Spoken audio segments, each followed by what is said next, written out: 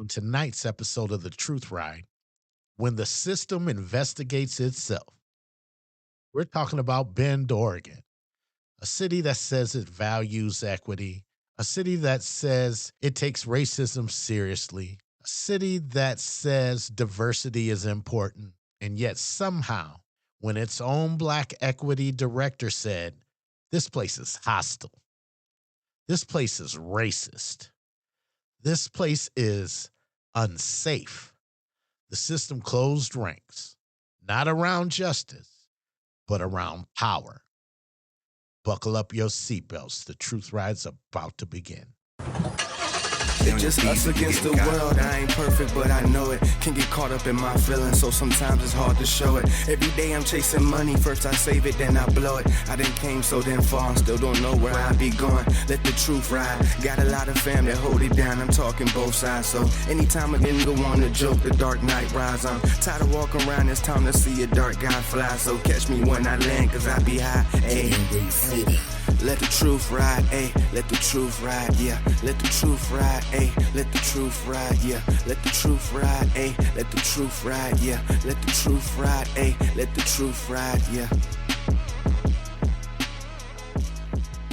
Welcome to The Truth Ride, a community talk show where we find stories that are local, national, sometimes worldly, do the research, make interviews, put it all together, and then bring it right back here to you, our people, so we can be informed, man.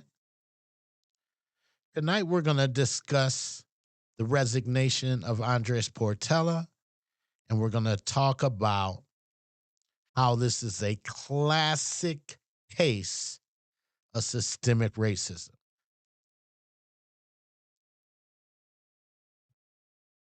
And I'm going to bring this to you almost like a movie. And we're going to start out tonight and probably take this to the next few episodes because it's just that important. Okay. So, opening credits, part one, the setup. Andres Portella III, Afro-Latino, is hired as Ben's equity director, the man whose job it is to help the city live up to the values it publicly claims. He resigns, but he doesn't resign quietly.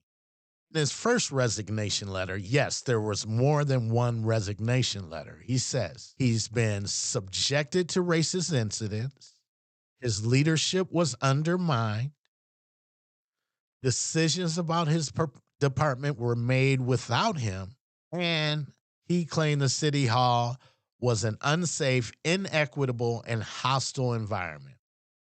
And let's be clear, we're not talking about a random employee. He was the equity director. And being the equity director, if he says the house is burning, we don't check his credibility first. We check for smoke. Right? I mean, you had enough confidence in the man to hire him to be the equity director in the first place. When you don't like his evaluation, you bring his credentials into question, right? Not only as an equity director, but as an Afro-Latino who had apparently gone through a little bit of racism while working for you, City of Bend. Scene 2, the silencing. Something very interesting happens at this point. There is a public records request that comes in asking for that resignation letter that made the claims of racism, that resignation letter that made the claims of his leadership being undermined, that resignation letter that said City Hall is unsafe, inequitable, and hostile environment. Hours later, A second resignation letter appears. Short, sanitized, no allegations, no racism, no hostility. And then the city of Bend cuts an $86,000 check, 6 months' salary, health insurance, only one condition: don't sue us. Don't sue us. Now ask yourself, if nothing happened, why pay someone to stay quiet? Why? That's not accountability. That's risk management. Risk management. What risk? Risk to who? Who do we pay? Who do we trust to run the city? Who's in charge of city management? Think about it. These are all classic maneuvers, man. Episode 3, the investigation. After Andres Portella is gone, after the settlement, after the silence, the city announces an independent investigation. Independent. Independent means not controlled by others, self sufficient, separate, or not affiliated with a larger group. What did they give us? The investigator is hired by the city attorney. The investigation focuses heavily on discrediting Portella. Portella doesn't ask for the investigation. Portella never receives the final report. The report is delivered one day before the city manager's performance review. Let me see that again. This independent report that was paid for by the city and hired by the city attorney was delivered one day before the city manager's performance review. And guess what? The city manager got a raise the next day. Family. That's not an investigation. That's a cleanup operation. Come on now. Episode 4. I'm going to break it down to you how systemic racism actually works, okay? I'm going to break it down to you. This is how it usually goes. Now, listen. This report that was done by this independent report, right, that was done, admits racism happened. What? The report admits racism happened. It admits the N-word was used in graffiti. It admits racist comments by city employees. It admits racist comments by a city council member. It admits a black man chased, spit on, called the N-word in town. All of that's acknowledged. But then the conclusion is none of this is the city's fault. This, ladies and gentlemen, is how systemic racism survives. This is how it survives, y'all. It's not that racism didn't happen. It's that no one with power is ever held responsible. Racism always becomes unfortunate, outside of their control. Handled appropriately, though. And the person who spoke up, suddenly they always lack credibility or a job. Make that make sense. This is textbook. This is how it happens every time. And that brings us to episode 5. It's Stay Playbook, man. Stay Playbook. Don't get mad at me. I'm just telling you how it is. You've been paying attention. You've seen this before. Here's the playbook, man. I'm gonna break it down to you. One, hire a black professional to show you've made some progress. Two, ignore them when they raise concerns, right? Undermine their authority quietly. When they speak up, question their tone. When they resign, rewrite the story. How many resignation letters?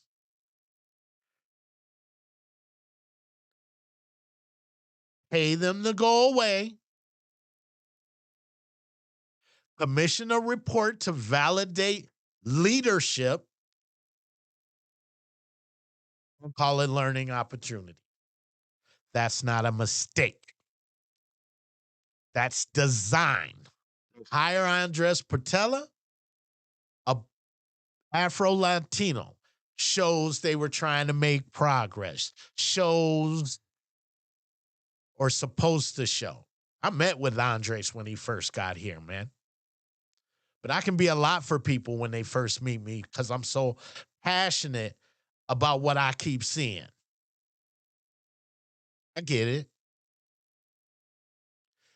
When Andres raised his concerns, what they do, ignore them, start undermining his authority, like he says in his resignation letter. When he speaks up about the racism, question him.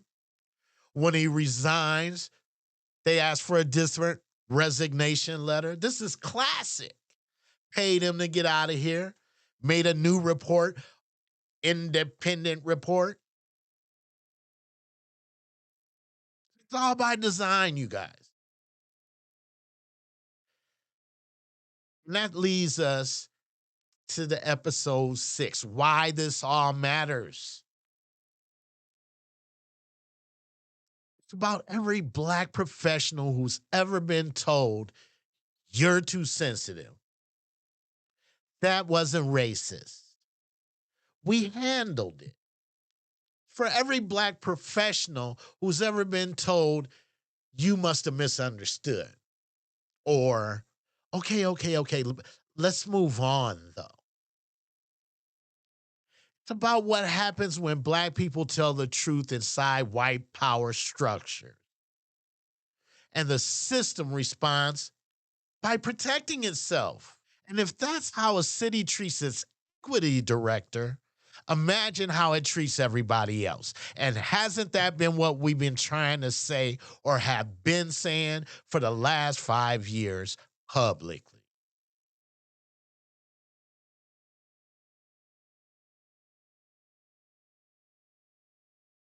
So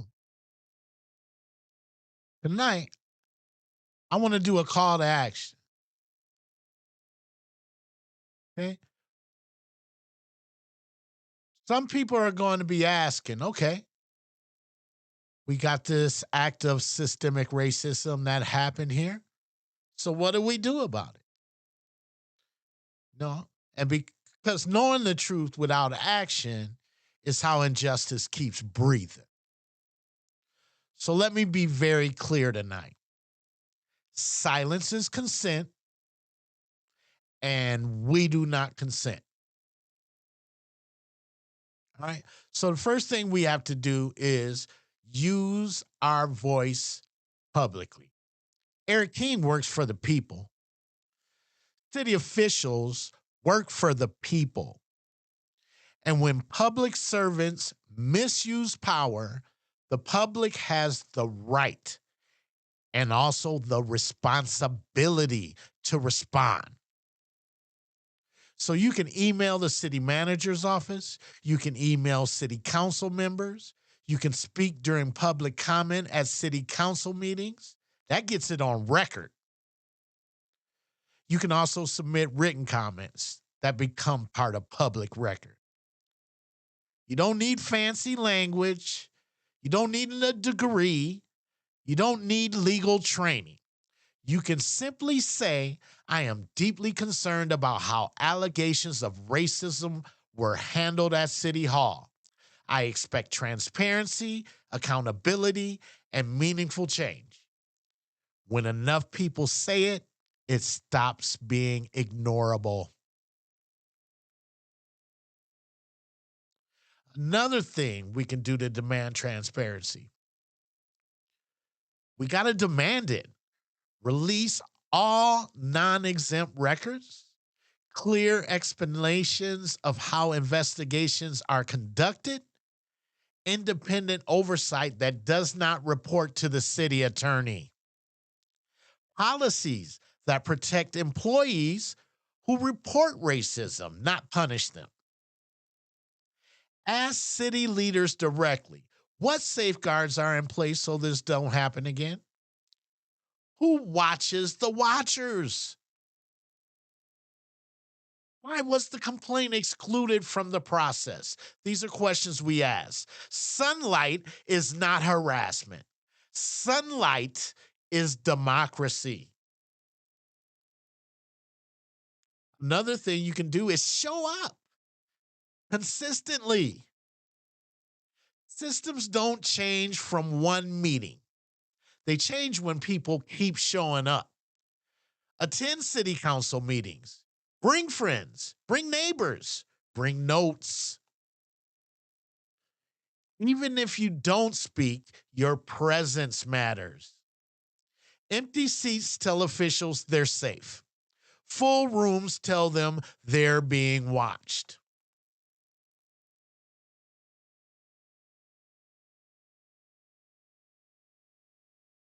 We have to control the narrative.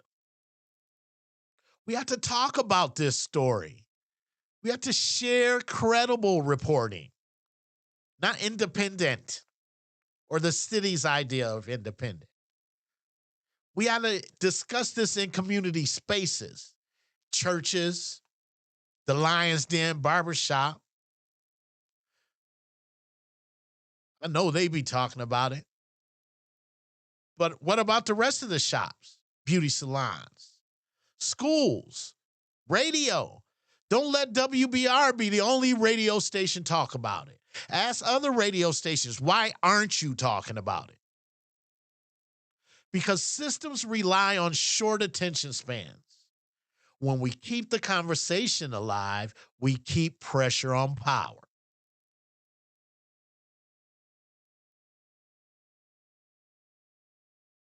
Another step, a big step. Remember this at the ballot box. Elected officials count on us forgetting. Eric King is not an elected official, but the city council is.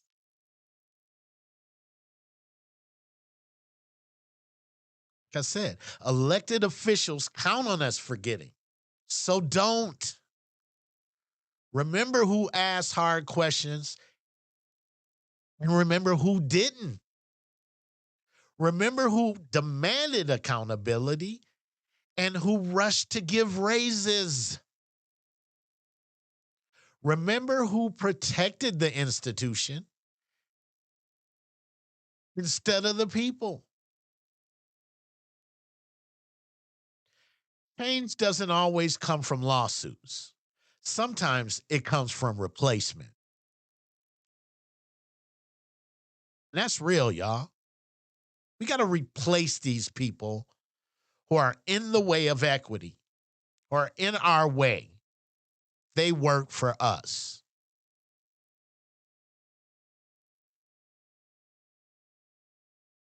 Another thing, I'm gonna give you one more thing, man. I know it's a lot.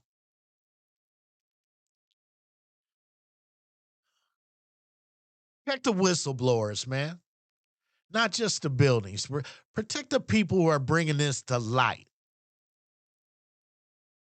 We gotta, we gotta change this culture, man. A city that claims to value equity, we must protect the people brave enough to tell the truth then. If speaking up costs you your job, your reputation, your peace, then the system's broken, man. And broken systems don't fix themselves. People fix them. We got to stand up and do that, man. Too many people are being quiet.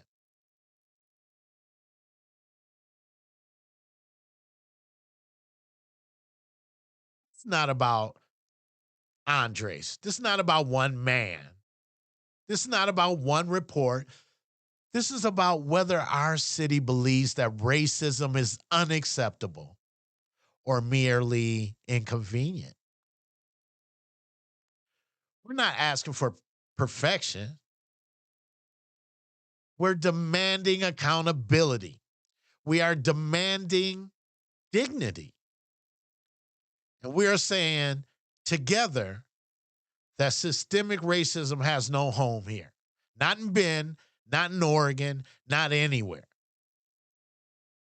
You know, I call this show the Truth Ride. And the ride only works when the people move it forward, man. I want to close out like this.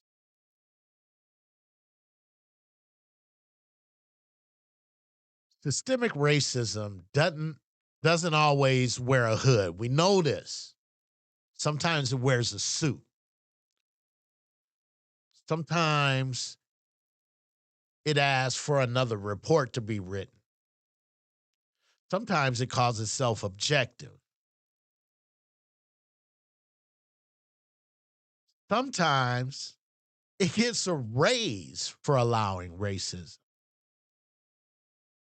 But make no mistake, man, make no mistake. When racism is acknowledged and accountability is denied, that is systemic racism.